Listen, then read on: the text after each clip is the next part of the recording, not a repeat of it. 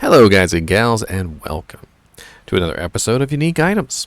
And if you can't tell by what's in my inventory, today we're going to be talking about Schaefer's Hammer, the legendary mallet.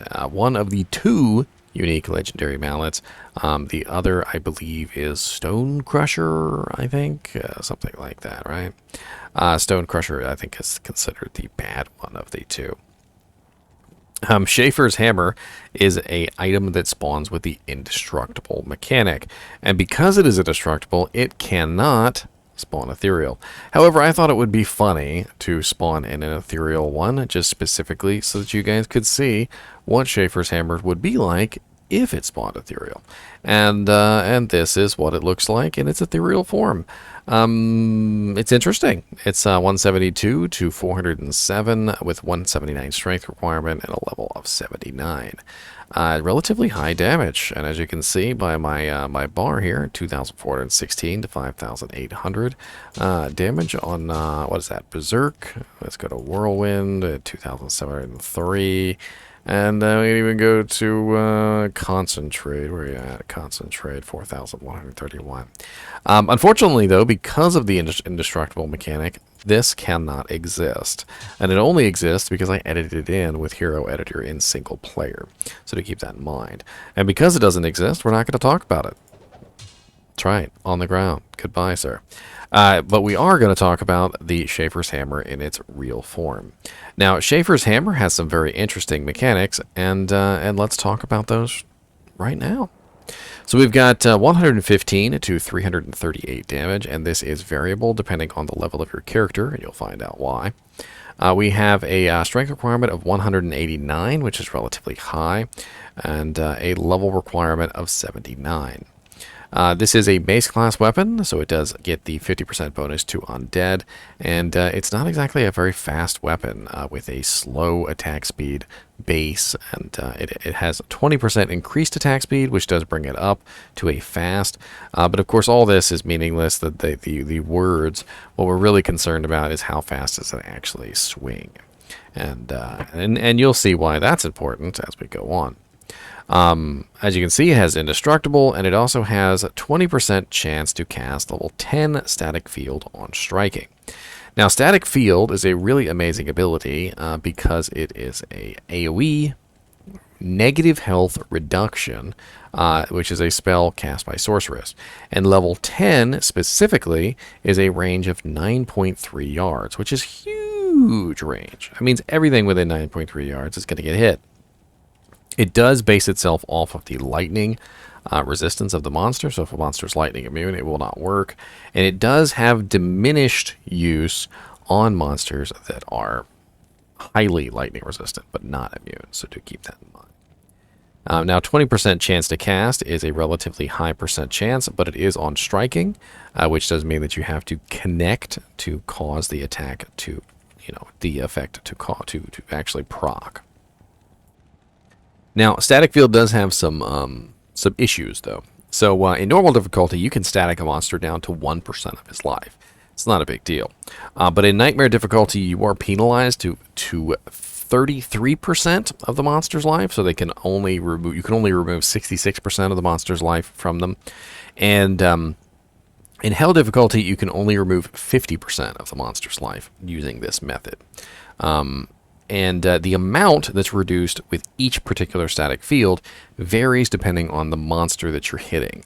So if it is a boss, it is only 12.5% of the monster's total current hit point, not totals.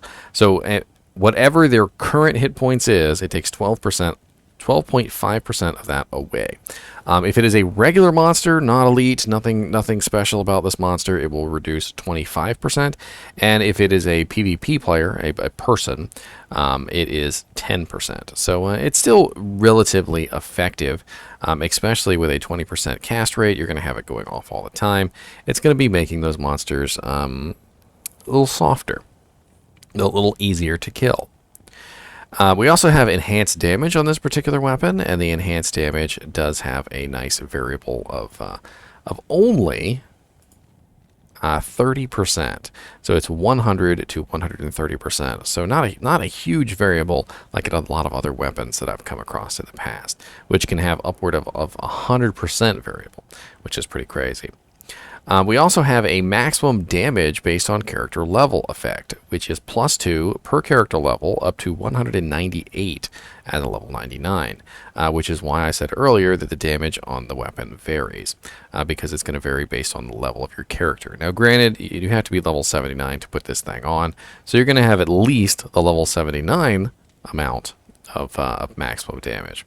We also have attack rating based on character level, which is huge because it is a +8 per character level, which is extremely high.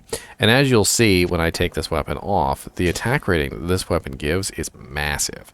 5,440 attack rating, which goes immediately to 12,465 just from adding 792 attack rating to my character. So a massive boost to your attack rating once all your skills and whatnot come into play. We also have a bonus of lightning damage of 50 to 200, which is always nice to have extra on a weapon. 50 to life, so just a flat 50 life bonus, which will get multiplied by things like battle orders. And yes, battle orders. I got it right. Look at that. 75% lightning resistance, which is a huge bonus to your lightning resistance. 75% is going to probably cap you out on lightning resistance as long as you have a couple other items on your character that have all resist or lightning resist. You only need, I believe it's 200% to cap out on all resistances in hell difficulty, and that is a rather hefty chunk of the lightning resistance that you will need. Although sometimes I tend to not like the individual chunks of resistances, because then you have to balance it out with other pieces of equipment that have the other resistances that you're not getting from this particular weapon. Although it is nice to be overprotected versus certain elements, like for instance if you were to use this in Ubers against Uber Mephisto. Uber Mephisto has Conviction, which will reduce your resistances a crazy amount, and this will help overprotect you on lightning, which is one of his main elements. We also have +1 to light radius. They threw that in there just for the fun, which is nice, I guess, that they'd be able to see in the dark. Now, what could you use this particular weapon on? Because of the static field proc, because of the massive amounts of damage and the attack rating, I feel like this just has a decent use on a lot of characters. I think a Zeal Paladin can use this just fine. The maximum damage would actually work fairly well with a Conviction Paladin, and the Conviction Paladin could beef up the effective static field. If you were a Dream Paladin, you could even use this. I mean, honestly, the weapon really kind of has almost like a universal kind of an appeal to it, because the static field is going to help soften up targets. The increased attack speed at least makes it fast enough for most characters to use. The maximum damage based on character level is going to give you a really nice massive boost to your to the damage of this particular weapon and help it dish out more damage. And then on top of that, you've also got the massive attack rating bonus. So if you are any kind of character that has issues with attack rating, this is going to help you out to actually hit the targets. And let's go ahead and let's take a look at the lightning effect, shall we? You know what? We might as well dual wield. Let's dual wield the forbidden ethereal version as well, shall we?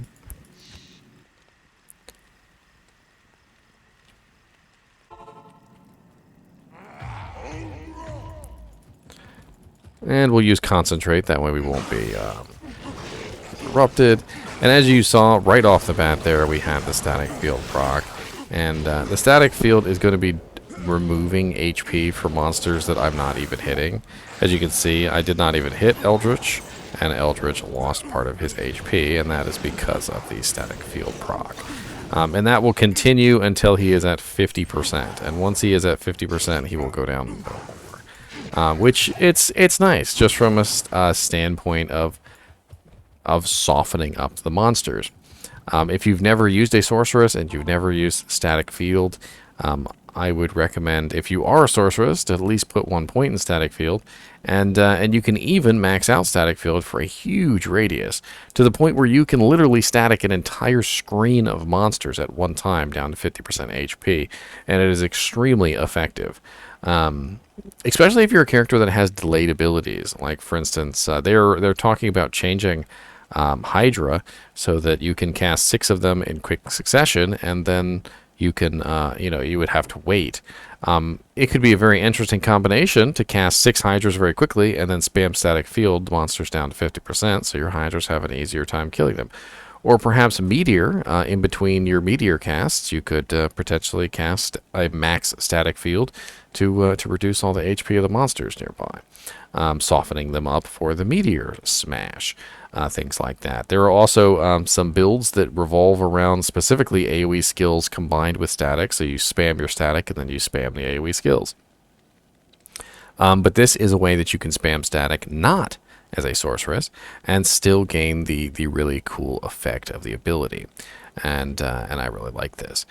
This particular weapon is extremely powerful, I feel like, and a lot of people probably have worked this into too many builds over the years.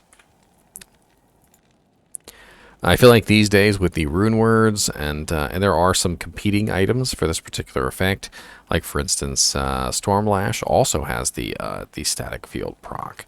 So maybe if you were going to go specifically with the static field proc, I believe Stormlash has a slightly superior version because it is on attack and not on striking. Do I still have Stormlash hiding around here? I do. So this is the Stormlash, and Stormlash has a 15%, whereas this has a 20%. But Stormlash's 15% is on attack, not on striking.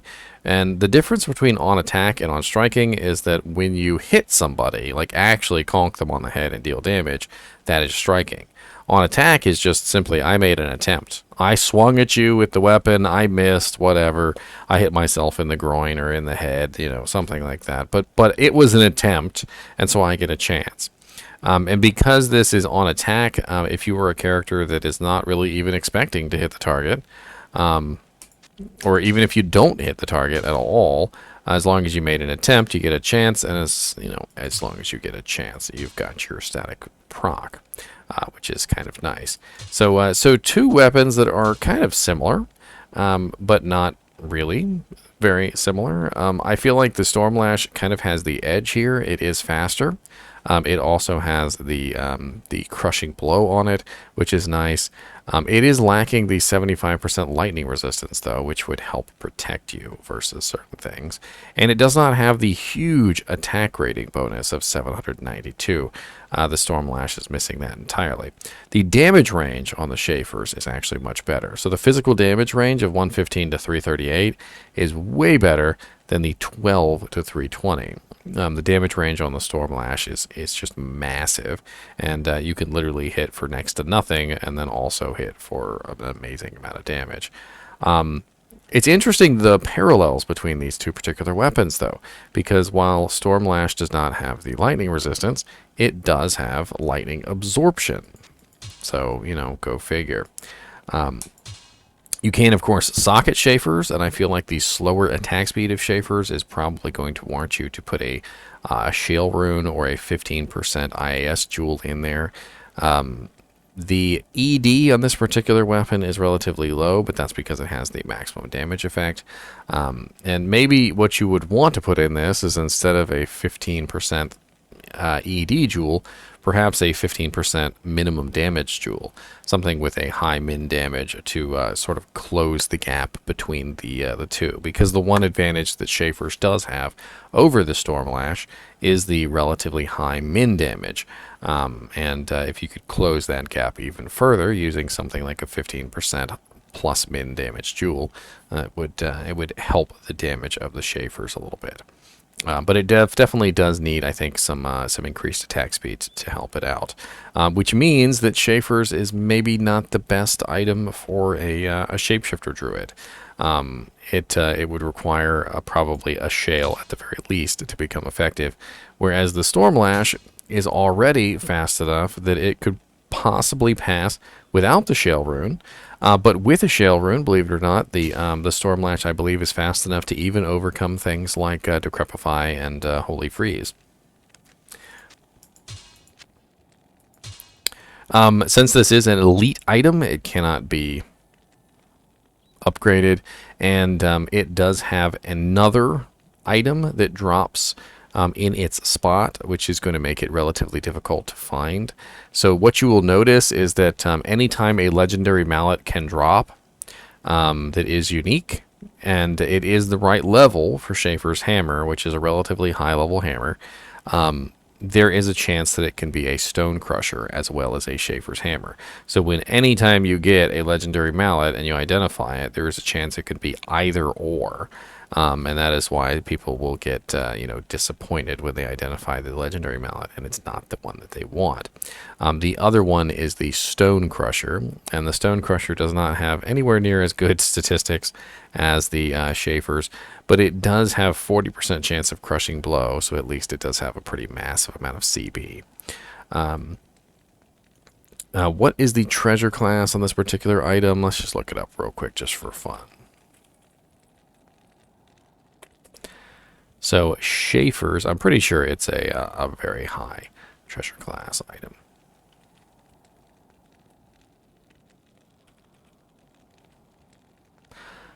Yes, it's 83.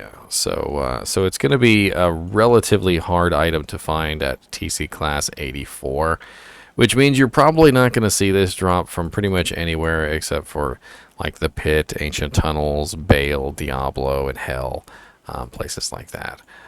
So it's going to be a little bit hard to find. Whereas the Stone Crusher, on the other hand, is 76, but it is part of the TC84 class as well, because legendary mallets are TC class 82. Yeah, I mean, it looks like pretty much anytime you find a legendary mallet that is unique, there's a chance it could be either or. As always, I do appreciate you guys and gals watching my videos, and keep watching.